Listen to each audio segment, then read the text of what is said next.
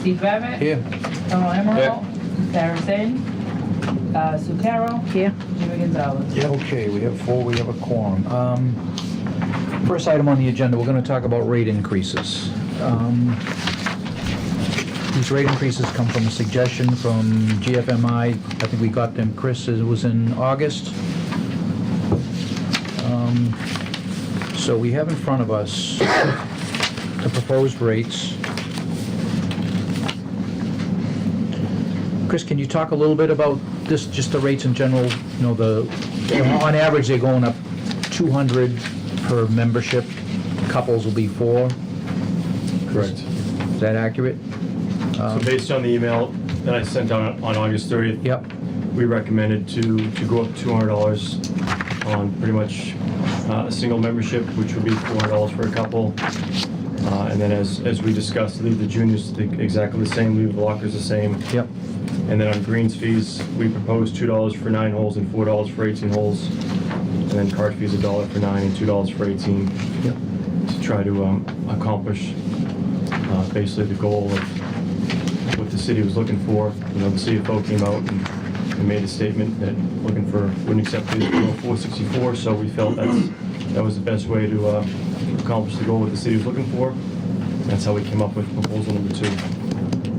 Okay. And I know we had done some comparison of the rates between, because I think the only competitor that really has memberships is the Beverly course. And on average, we're still below them even with the rate increases. About 10 to 15%. Yeah, depending on which category it is. Correct. How does it work with senior rates and stuff like that? If a senior comes in, do they still, is it like a discount like the memberships are? And As far as the greens fees go? yeah, greens fees go. No, the city never really entertained senior fee because the city was always low enough, really. Okay. You know, they were always $18, $19, Yep. $20. And most of the senior rates are in that ballpark. And most of the seniors that play Gannon are the limited weekday members. A lot of the shoe city leagues and that Yep. sort of thing, they choose to get that membership. So primarily your senior play are members during the week. And then your majority of your greens fees are in the afternoon, which is league play. Okay. So I really don't think it'd be worth entertaining to add another Okay. SKU. No, I just had a question because I just saw it on some of the other ones we did comparisons with, and And when it comes to additional holes, additional 9, that is just the difference between the 9-hole greens fee and the 18-hole greens fee. yeah. If So- somebody does 18 and they want to go another 9, what's Well, generally it's used for if somebody pays for 9. Not too sure if they have enough time to play 18. okay? And they come in after 9 holes, they like to add on to play the back 9. Oh, That's I usually see. what it's made for. Okay. Okay. So it's usually the difference. So the add-on, if it's $17 now, would either stay at 17 if it goes up consistently, or if it has to go to 18, it would be the relationship between 9 and 18. Okay.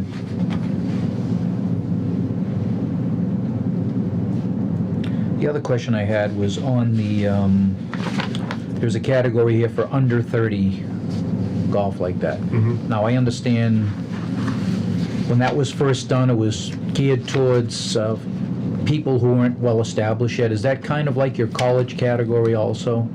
It started as a college category.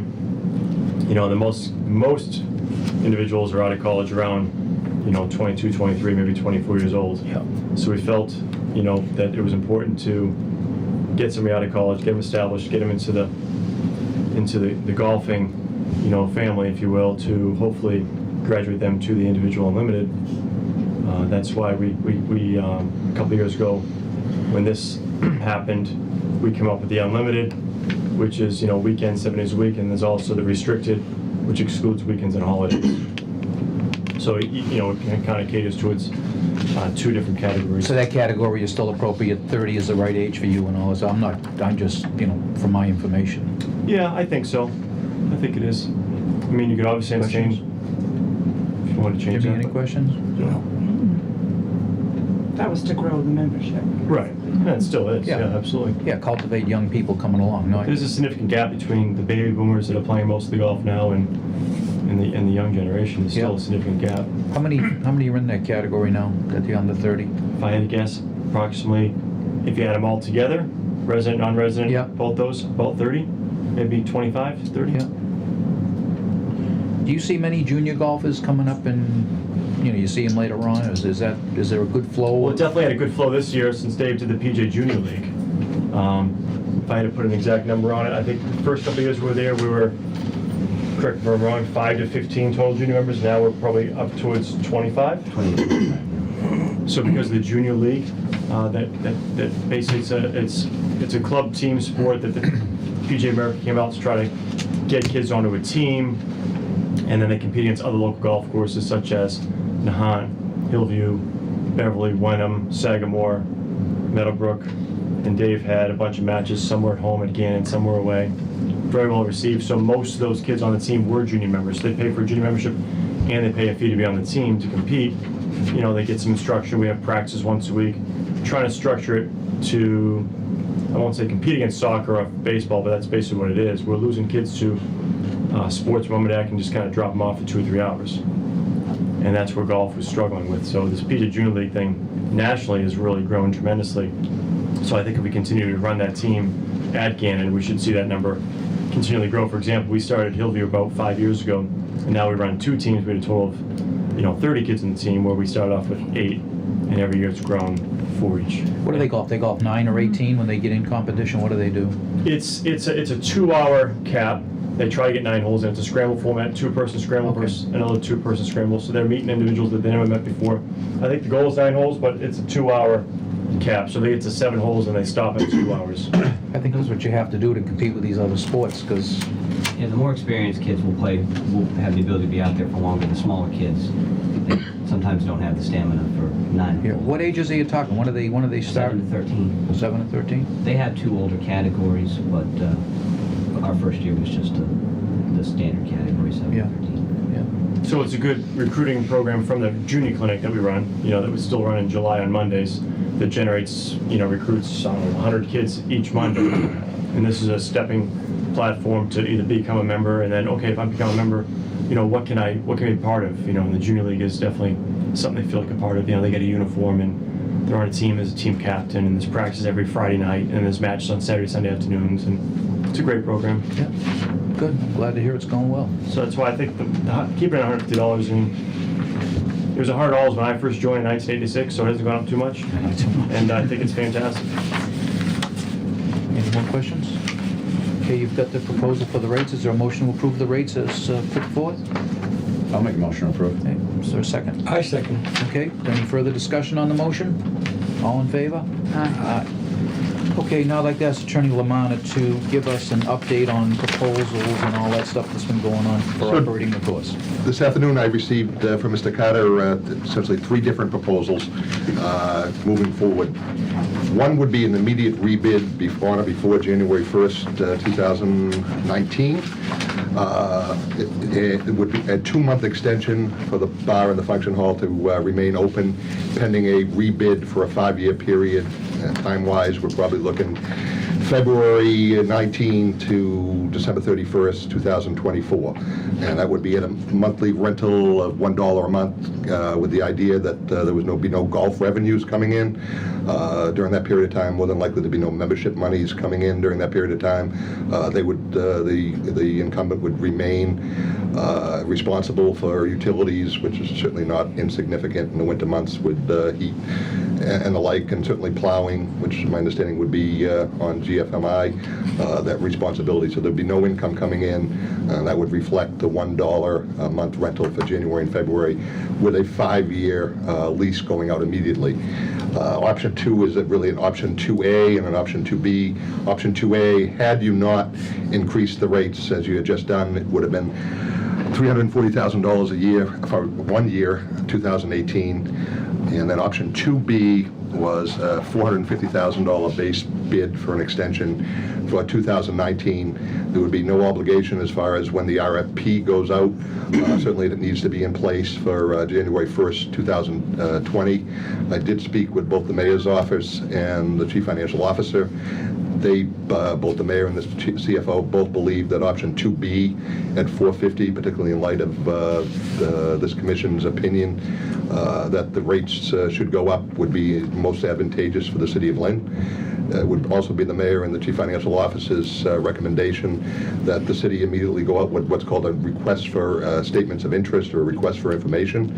And these would go out to both the businesses of people in the restaurant business and people in the golf business, asking what could we do to make this RFP for January 1st, 2020 better? What prevented them from bidding in December 2013, and what prevented them to bid in 2018. As attorney for the Liquor License Board, I can say from a practical standpoint, both the October 2013 bid and the November 2018 bid, as a practical matter, no one but, again, a building association could be the successful bidder to operate the bar. There'd be insufficient time for the ABCC to process a bid, so timing, in all likelihood, at least on the bar operation side, made it impossible for any other potential bidder to even consider making a bid and not being in default on January 1st of the respective year, whether it be 14 or 19. So by putting out the RFP immediately, RFI, in January, give about a month for anyone interested to tell me what I did wrong, tell the city what they did wrong in both the 13 and 18 bids, give suggestions, whether that means a breakup of the golf course and breakup of the restaurant or combined, or whether a 5-year lease is better than a 10-year lease, whether our standard provisions on how many ranges should be on the course, how often the turf is fertilized. These are all things that would be presented back to this commission, the commissioner to make a decision what's in the best interest of the city for the 2020 bid. And that would be about a 1-month process. I would recommend, if that's accepted, that to read each and every RFI response and see if there's anything in these responses that should be incorporated in the bid, or things that seem to be unreasonable. I don't think anybody believes Gannon should look like the British Open with the grass and not being cut and the like, but that may be one of the ways to cut costs from a competitor. There may be different groups that have a different idea of how the bar and the 19th hole are operated that could maximize profits not only for whoever operates the golf course, whoever operates the restaurant, whoever operates the bar, whoever operates the pro shop, to get better ideas. And perhaps the best input we can get are people that are in this business itself, operating the course, operating a restaurant, operating a bar, operating a pro shop. What can this bid be, how could it be changed to maximize the profits for all the different groups that are currently operating the course, or one single group that could potentially someday be the successful bidder. Would probably be looking, if due diligence is done, to read the RFI responses for a RFP to be generated and advertised in March of 2019, whether a 30-day or a 60-day window is sufficient. That the RFI process may very well give us an idea that 30 days is difficult to go out. Speaking with Mr. Carter, I know he's been scrambling to try to come up with leases for landscape equipment and golf carts to make those arrangements, whether the 30-day window maximizes the time for potential bidders to try to lock in some rates so they can make an informed judgment what they're going to go forward. So a March RFP date would either bid opening in April or May. Been some thought that even extending it till June would give potential bidders enough time to get mobilized and opened in January. It would also have the additional advantage of people actually seeing the golf course open in June and actually seeing the people up there eating hamburgers, having a beer, playing golf. One major disadvantage, probably sending out the bids in 2013 in October and this year in November, is that people who came up to look at the course are looking at an empty course. So it's probably not the most appealing business to be bidding on if you're looking at an empty course in the winter months. I think that would, from moving forward, that was definitely the recommendation of the CFO and the mayor, moving forward with the new rate increases and the proposal that we received this afternoon. Okay, a question on the RFI. When that goes out, where is that advertised? How do they get to find out about that? That would be advertised in the Central Register. It would be my recommendation to reach out to any golf course operator that operates in the New England area. At a minimum, I don't know if there'd be much benefit to be going down to Myrtle Beach to see if they would want to come to Lynn, but certainly golf course operators that operate in the New England area, to have them have an opportunity to critique the RFP that was prepared in 13 and 18 and make suggestions as to why they chose not to bid during this go-around. We had hired the Collins Center to make some suggestions this year out of UMass on how to make the bid better. Two golf course operators were hesitant to give much advice because they thought that they may be interested in putting a bid together. Obviously, there was something in this 18 bid, whether it was the timeline or some of the language of the bid, that ultimately, this is now our second go-around, that there were no other bidders. So it would be in the Central Register. We would be perfectly appropriate to send out to other golf course operators and any other restaurants that may lease golf course bids. That would certainly be a recommendation. That would be a company that's already in the caters to golfers, for them to look at the bid and see.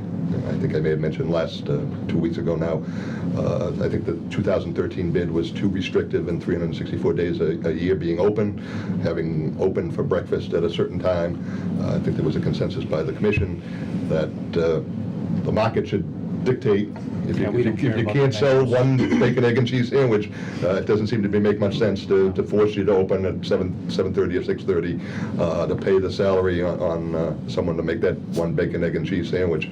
Yep. So that, and I'm sure there'll be some comments on some of the restaurant part of the bid. Yep. I think the golf part of the bid is pretty standard, and by all accounts, the golf course has been very well managed.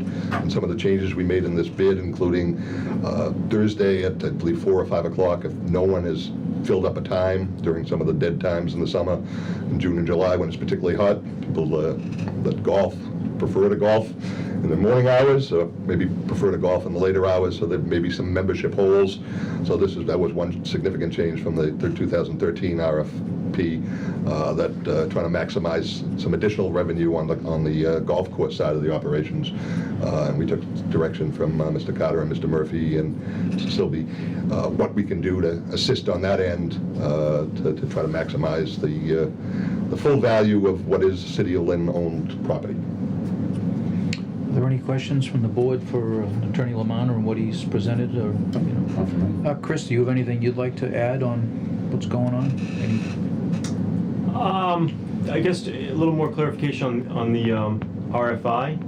So you're going to go solicit other competitors, is what you're doing? You're going to ask them their opinion on what they want to see in the RFP? Is that my understanding? And yourself, what is in this bid that limits to whether it's 470, 450, 340 under the old membership rates? Mm-hmm. Membership rates have gone up twice since 2013, so this will be, I believe, the third membership rate increase since the original RFP went out.